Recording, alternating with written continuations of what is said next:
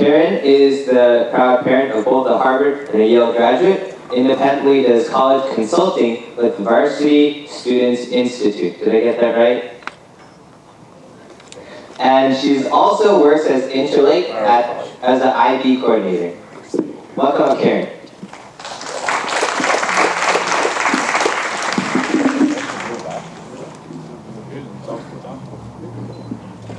That Harvard Yale graduate are actually the same kid. One with a law school degree. So I was asked to talk about college, and I know as you guys, I'm trying to figure out how I can best speak.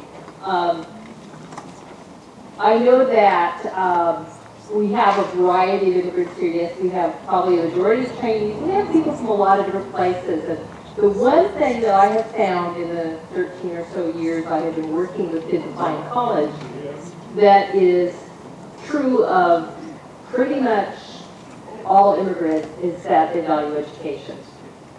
Now, disclosure, I'm white and I'm not an immigrant. And my parents weren't immigrants. But my parents were poor, and neither of them went to high school. And I have a master's degree. In the United States, education has the power to change everything. It's different, though, than education in most other countries because we value, I should say, colleges value a much broader spectrum of your accomplishments than just what your test scores are and how you did academically.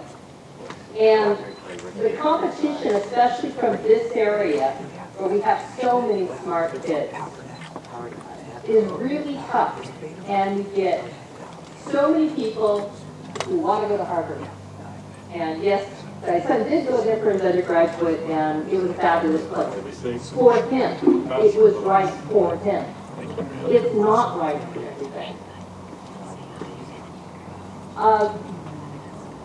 Each college is looking for something different in a student, and each student ought to be looking for something different in a college. You have the opportunity in high school to really prepare who you are and find out what you love so that you can target the right schools, and they, conversely, will look at you and go, you're a good fit for us. Schools don't just take the smartest kids, they take a nice diverse range of kids. So your goal when you're applying to college is to really think about how you stand out from the crowd. It's going to be a lot more than grades and test scores. There are something like 500 kids in the country who get perfect ACT scores. If they all apply to Harvard, they will not all get in. That's not what they're looking for. They want a balance. They'll take a handful of those. They'll take a handful of football players. They'll take a handful of people who were civic leaders in their community. They're going to look for a variety of stuff to put together. They aren't going to take you if you're not smart, but you don't have to be perfect. What you do have to do is show a passion and an interest in a variety of things. First thing is that your parent is not in charge of this. If you are a student, you have to be in charge of figuring out what you love. If you don't, it won't be authentic. And colleges are absolutely, they've got the whole process of figuring out who's not authentic down to a science. If you are a Chinese parent or an Indian parent, you probably want your child to be an engineer, a doctor, or a lawyer. But it might not be right for your kids. Let them think about that. Let them decide. Because a student who applies to college to be an engineer because that's what their parents want might be successful in getting in, but they probably won't be successful after it. Let them find their own path. Colleges look to figure out who's passionate, motivated, determined, and are hard workers. That doesn't mean that they went to class and they did all their homework and they turned it in and they got A's on everything. It means that they got involved, they paid attention, they asked questions, they were interested in what was going on around them. They did more than just show up and go to class. They put in the effort and they didn't take shortcuts. Compassion and caring for others is huge in college. And I'll talk more about that later, but humility actually is more successful than arrogance when you're applying to college. If you tell people you're great, they aren't going to really pay attention to that. But if you do great things, they pay a lot of attention. And that you're not afraid to ask for help. That's a super important thing to look at too. So I wanted to give some examples of why it's not really important to go to Harvard or Yale or Stanford or Chicago. First of all, success in business. I looked up who is successful in business, and here's the top 5. Notice that most of them went to state colleges. These people are the CEOs of the most successful companies in the United States. They went to probably more well-known schools for an MBA usually, but for a master's degree. But even like Walmart, number 1, his MBA is from University of Tulsa. Obviously, it's not necessary to get your degree if you want to do business. It's not necessary to get your degree from Harvard or Yale. None of these people are from Harvard or Yale. I found Warren Buffett especially interesting because he enrolled at Wharton at the age of 16. And then after 2 years of complaining that he knew more than his professors, he moved on to the University of Nebraska in Lincoln. And that's where he got his degree from. He graduated at the age of 19. The only top 10 CEO who got a bachelor's degree in an Ivy League school is Jeff Bezos. And to my knowledge, he doesn't have a master's degree. His none was listed in his bio. Most famous scientists. U.S. isn't going to show up a whole lot in that, but we've heard of it. Tokyo, Toronto, Duke, Dartmouth, Imperial College of London, the University of Edinburgh. These are the schools that produce scientists. So if you want to be a scientist, don't think you need to go to Stanford, which is one of our more science-oriented top schools. So, how do you choose? Bragging rights is probably the most common thing I see. But it's really not a good answer. Best education for your career is a good answer. Appealing research opportunities, alumni network contacts, location, size, cost, those are all things that need to be considered.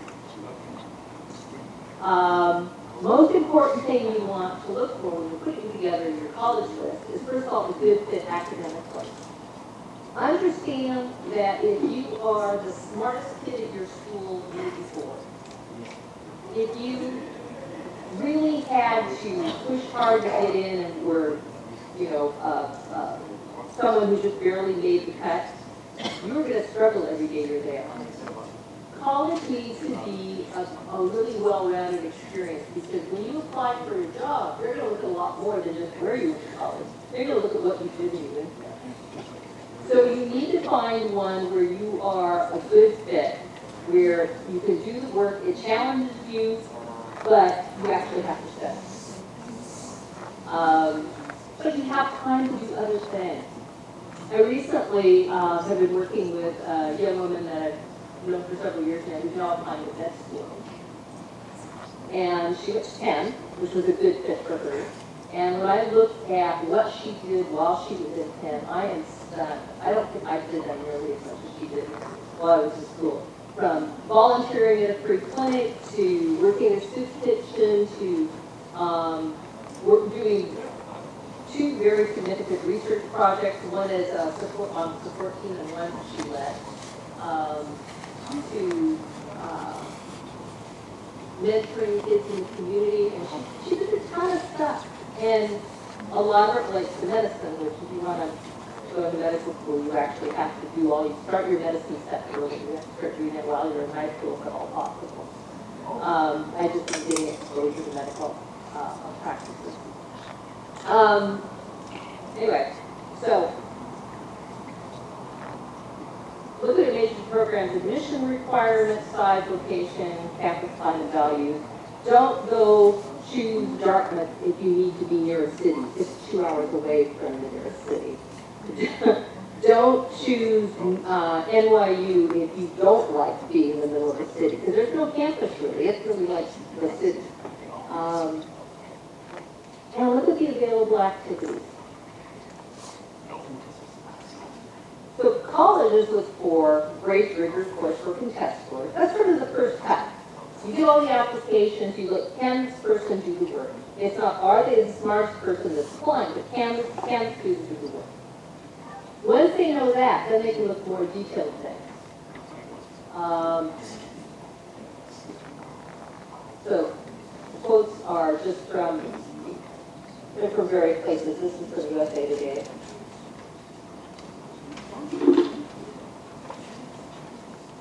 This is an MIT student. He said, the depth of your expertise is evidence that you're not just an encyclopedia test-taking machine or equally important. And I think that's absolutely certain. Calls it for passion. What are you passionate about? In high school, you need to start figuring that out. And you figure that out by trying different things. Don't just, like I said, don't just go to class, but also don't just join the clubs that your friends join. If you're interested in the arts, explore the arts. If you're interested in history, figure out where you can use that. Maybe you join debate and you work for or like JSA and work with organizations that allow you to do historical research. One of my favorite students of all time struggled with her college essay, and she was applying to Stanford, and she had a 32 SAT. Now, for those of you who have been studying the game for a long time, you know that 32 is not usually Stanford material. But she was successful because she showed them her passion for what she was interested in, which was biology. And this was the line in her essay that just almost gave me chills. She was talking about art and being attracted to the beauty of nature and realization that everything is designed with purpose. And then she said, take the mitochondria. It's like, she graduated from Stanford. This is another approach. It doesn't always work, but I thought I know that working at least twice. Where someone just calls them and harasses them until they got in. Actually what they do is they make a friend of someone in admissions, and they just call with questions and excitement and interest. But if you don't make a friend of someone there, that does not work at all. Genuine school and community involvement, and that's what the central part of this whole conference is about. They want people who get involved. And genuine means you had to be, truly interested in it. It can't be just that you did it and got it on your resume or put it on your application, listed it among your activities. It's really usually very evident by what you did while you were doing this. And so you need to do things that you are genuinely interested in. So this report from 2018. Most admissions leaders, 53%, said that community service was essentially a tiebreaker between equally qualified students when asked, assuming all factors are equal, such as GPA, SAT, how did they make that, how do they decide who makes the cut? And they rated the tie-breaking difference is community involvement. So getting involved in your community, support, finding things that you love in the community that you can support, whether it is one of my son's college roommates was a gay rights activist who actually went to the White House with a coalition to present. He went to Harvard and he actually now Yale Law. So do the same thing my son did there. But it's important to discover what you love and follow it. Another young man I know that's about to graduate from USC got involved in researching water in India, and to the point of actually designing a filter that could be used inexpensively to filter water. Finding a couple of different universities that let him use their equipment to design it. I mean, he was passionate about making this work, and so he didn't let anything stop him. And it was very clear that it would be. Depth of regret, always depth of regret. You can, when you're a freshman, try different things, but as soon as you can, you should start zoning in on what you really love. And, say you love music. Well, maybe you've been playing violin since you were 4. But somewhere along the line, you realized that violin wasn't really right for you. Maybe in 5th grade, they made you take on another instrument, like trumpet, and maybe trumpet led to French horn. This is actually my son's story. And sooner or later, you realized that violin was not going to be right for you, and you finally quit it. That's not a negative. The whole thing is still music. You are still saying, I love music, I just have to find my path. Civic engagement and volunteer opportunities to find and develop your passion. Oh my God, this town has so much you can do to learn, and you need to figure out what fits you.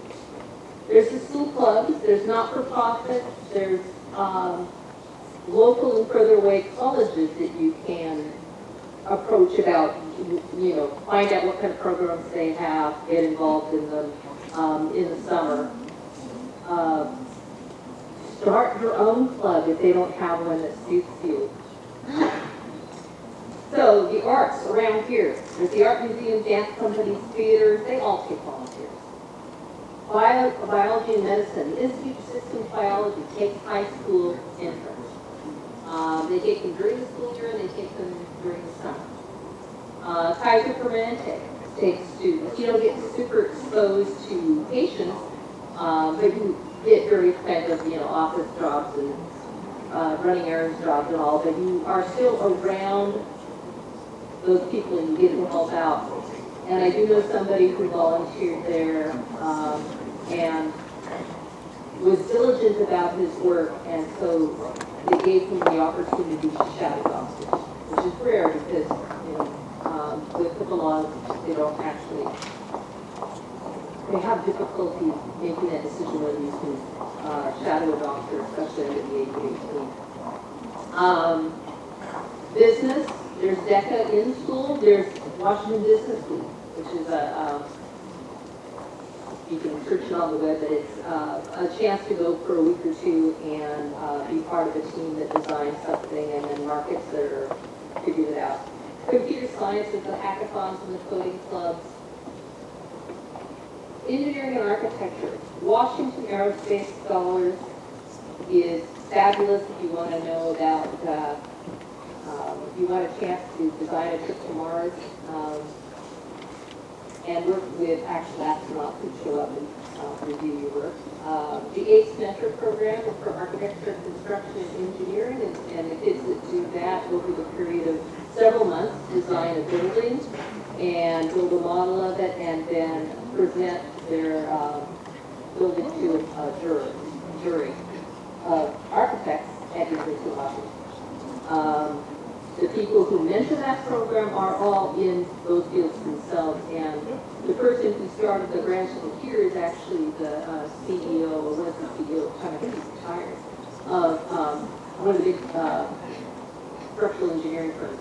So these are people who really know what they're doing. And the kids that I know who have done these things have had phenomenal experiences. They learn a lot. General science and environmental stewardship. So the Science Center, I had three kids at Interlake last year who actually put together a class that they taught at Pacific Science Center during the school year on Saturdays. Lake Washington Watershed has an internship, learning to manage watershed. Bellevue Parks Well Kept program, which is about managing the environment. And then for law, there's JSA, there's debate, there's the ACLU, which takes volunteers. The Unemployment Law Project takes volunteers.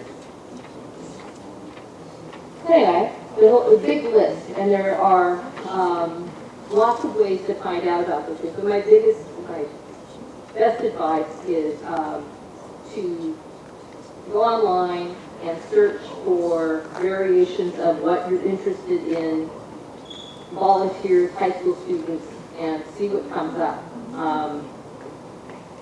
Okay, interpersonal skills and values. Your counselor and two of your teachers, at least one, but often two, will be writing recommendations for you. This is part of what they're looking at. If you don't show those interpersonal skills and values, you're not really a good candidate for an Ivy League college or similar. University of Washington doesn't take recommendations, so for them it probably doesn't matter, but for everybody else takes recommendations. The interviews, I actually think, have very little value because mostly because my son got an acceptance letter in the mail while he was in the middle of an interview, which I found interesting. And I know some interviewers who say that they don't really have a lot of influence, but they could, if you have a bad interview, it could work against you. But I think that, you know, having a positive experience can't hurt either. Okay, EADB. You all know those terms? Early action, early decision. When a school is looking at early action, early decision, they're looking at a lot different things than you think. It's not like you showed you were interested, so you applied early, and so they knew that this is where you really wanted to go. Not a bad thing, but understand that of the kids that apply early, the numbers are much better on the early. You notice they take more of the early than they do of the general application. However, Stanford emphasized adaptance and other specialties in early action.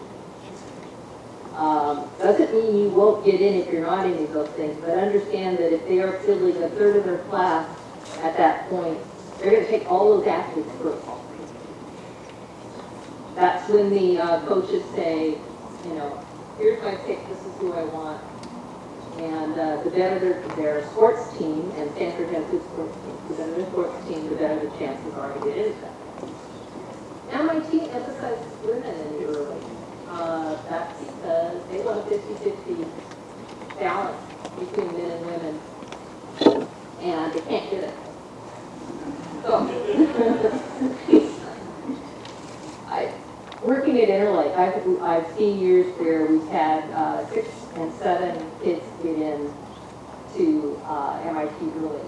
Always, there was one male and the rest were female. And it's not that the other males were applying weren't good or even better students, but they weren't female. Okay, so part of your job when you're looking at EADB is figure out how they use that. Don't just assume that you're just telling them that you know, this is my first school and I really want to go there. The essay. Okay, so essays are the one place you get to be you. It is not an essay. It's a personal statement, and it needs to be very from the heart, real.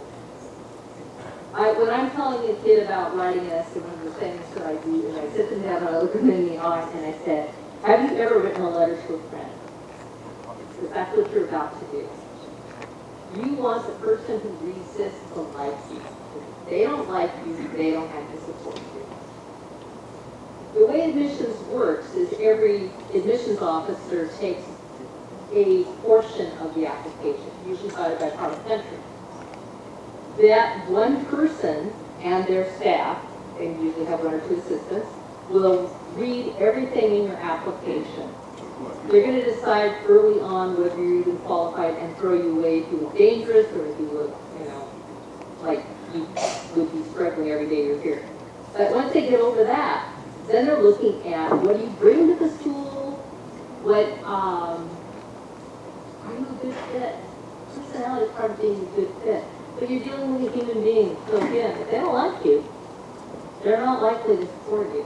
And they're the person that sits at the table with all the other admissions officers and either says, yes, this is the person you really want, or, I think we can pass on this one. Okay.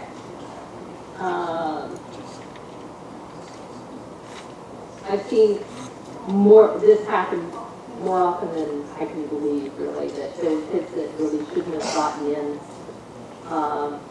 They were what I would call borderline. There were other kids that were technically more qualified than them. And I don't think it was probably just their essays that got them in, but things like their listed activities and how involved they were in those things, how involved they were in their community, how involved they are in their school, because college wants you to come and be involved in the school. So if you're not involved in your high school, why would you be involved in your college? And these are things they're looking for. So the valid statement. There must up to a certain point, and then you have to differentiate yourself. Okay, and then your recommendations. You all know that your teacher, in your junior year, write your recommendations. They won't all. You need to find one or two. You have to ask early. Most kids ask before their junior year is out, so that they're on that teacher's radar, and then they often have to come back and re-ask again in the fall. And horrible things can happen, like a teacher that you asked and they said yes, then takes a different job and they're gone. And I saw one math teacher a few years ago who did that and then said, I'm in a new job, I'm not going to write a recommendation. And he did that to all the students he said yes to, which I thought was pretty horrible. Teachers and they get this list of questions they have to answer. And this is them. This is taken exactly from what they fill out from Common App. What are the first words that come to your mind? What grade level the student enrolled in when you taught him or her, and list the courses. This is partly why it's important to do this for your junior teachers. If you're looking back at your sophomore or freshman year, they're going to wonder what went wrong in your junior year. You ought to be able to at least find one teacher who liked you in your junior year, and usually two. Get to know your counselor also, because your counselor is required to write an essay or a recommendation for each and every one of their students. If they don't know you, they don't have a whole lot to say. They'll ask you to submit some information about yourself. They'll ask your parents to submit some information about you. But it's no substitute for them genuinely knowing you. Okay, so teacher recommendations. So then they have this sheet that's like a matrix, and these are the things you're going to be rated on. All of these things. How the school weights them depends on the school itself and what they value, but all of these things matter. And I want to point out especially integrity. There has been a culture of cheating in the Bellevue schools the last few years. The sad thing about that for those students is not just that they're cheating, which is not good, but also that sometimes their parents will step in and try to get it kept off their record. Even if it's not on your record, teachers talk. Whoever writes your recommendation knows. Once you have done something like that, you could basically shot yourself in the foot in a way that is not going to go away in a big hurry. So it's super important to be honest, to have integrity. And if you do something that isn't filled with integrity, the most important thing to do first is to admit it. If you own up to it and said, I don't know what I'm thinking, but yes, I did that, and I feel horrible about it, you're more likely to get forgiven, and they're more likely to try to work with you around it. They're more likely to say, okay, we'll overlook it this one time. We're going to give you an assignment or something to do that to make up for it, but don't let it happen again, and it will go away. But the more you fight it, then the more it becomes an issue that hangs over you. Taking initiative and independence. In the classroom, that doesn't mean don't ask questions, but it means having the initiative to ask questions.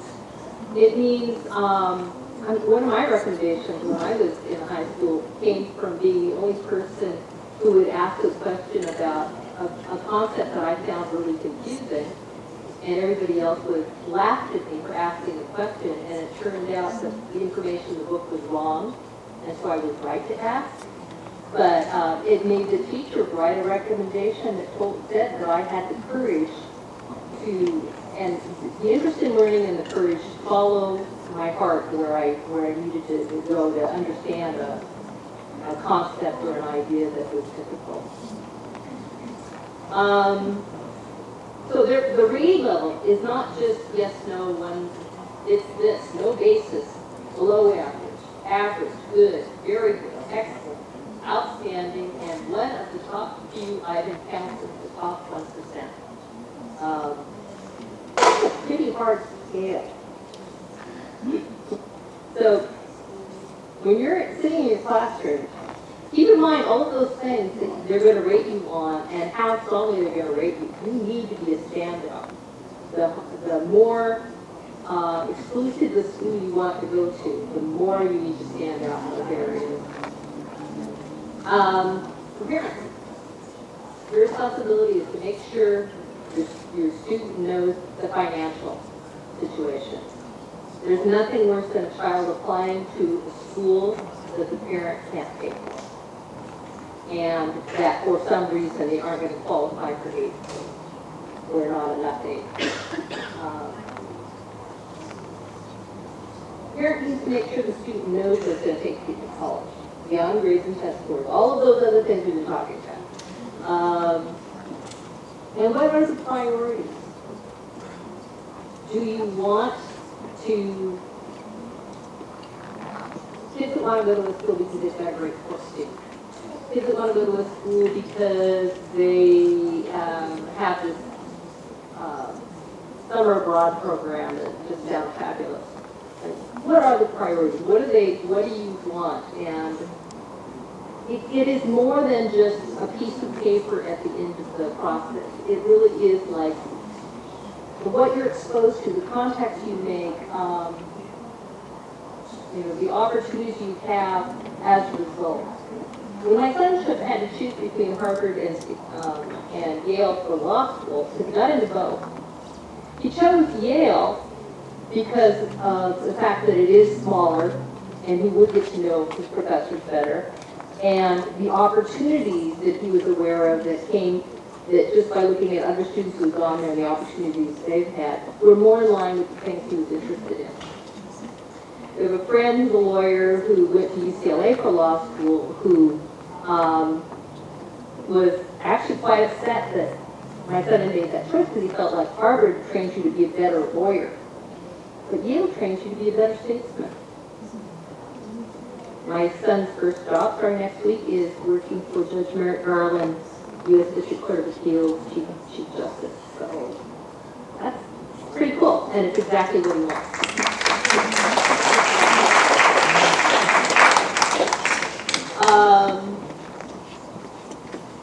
Okay, and you have to remind them that it's their journey. You can't, if you have to check their homework or tell them to do their homework every day, they're not ready for college. They have to own it.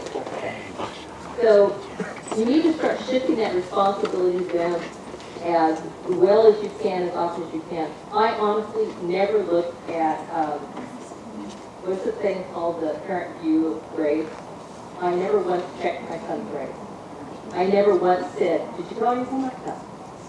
I actually did ask him if he'd studied enough for the bar exam, and he said, Mom, you've never done it. You've always trusted me to do it. Why are you asking Mom? But Because you took a vacation after law school instead of studying. I'm sure we're young. Okay. So you also have to listen to your child. Don't micromanage the process. Offer help and support. Establish deadlines and check in. And don't make it more stressful than it already is. Don't package your child. So, one of the things that I think helps is that everybody makes a chart and they put it on the child's bedroom door that says, these are the colleges I'm applying to, these are the pieces I need to do, and then they check off their progress. They put it on the refrigerator, wherever it's convenient. Parent can go look, doesn't have to be a conversation over dinner. Don't package your child, let them figure out what suits them. A lot of people in here are Chinese parents have their kids do math Olympiad, they have them do violin, or viola, call it, and they have them do sometimes physics Olympiad, knowledgeable, but math Olympiad is probably the most common one. Math club. If you all do that, you all look alike. So figure out what you love and let them figure out what they love. Don't just assume that they have to do math Olympiad, because they're not all going to all be top scorers in math Olympiad anyway. Before you students, you have 4 years to build your resume. If you find narrow your choices on your passions, you don't have to have one passion by the time you graduate. But the closer you are to knowing what you want to do, the more attractive you are. Establish a reputation with your counselor, teachers, and others. Establish excellent study habits. That's all I'm trying to say. I did not learn to study until I was in graduate school, which was not good. But I did well because I didn't have to study that much. That's why it's important to go where you're challenged. And, I gave you a list of how you're going to be evaluated by teachers. But it's true for others too. People are always looking at your character. It is not just about, your grades. So, your applications will include fully completed and accurate forms, grades. The transcripts are sent by the school. Bellevue uses Naviance. If you connect your application to Naviance, it's an automatic process. It won't let you do it any other way. Test scores, which are sent by the testing services. Do not take those tests more than 3 times. Try not to take them 3 times. Beyond 3 times, it just looks like you're trying to game the system. You can take a practice exam. Nobody knows about that. But don't just keep taking the exam, because schools actually discount your grade after a while. Your awards, your activities, essays and supplemental essays, and teacher evaluation. So, keep your grades up, focus on learning, be involved in the classroom, explore your passions, get involved with your community deeply. Don't just try to do a little of everything. Be a good person. Your personality, integrity, and how you treat others really matters. Like being students, particularly ones that become arrogant to the point of being almost a little bullyish to those around them, not be able to get good recommendations from teachers as a result. It matters. Deeply explore your college choices. Start early on that. There's a lot of colleges out there. You need to figure out whether you want to be in a city or out in the boonies. You need to figure out whether you want to be in a huge school or whether you want to be in a small school. You need to figure out whether you want a liberal arts education. You can do like engineering in a liberal arts school, or whether you want to be in a technical school. You have to figure out what is the right choice for you. And when it comes to doing an essay, you're just writing a story about your life that shows your strengths. Figure out what your strengths are and don't be afraid to show them. That's it. In an engaging and authentic way, like a letter to a friend. Good luck.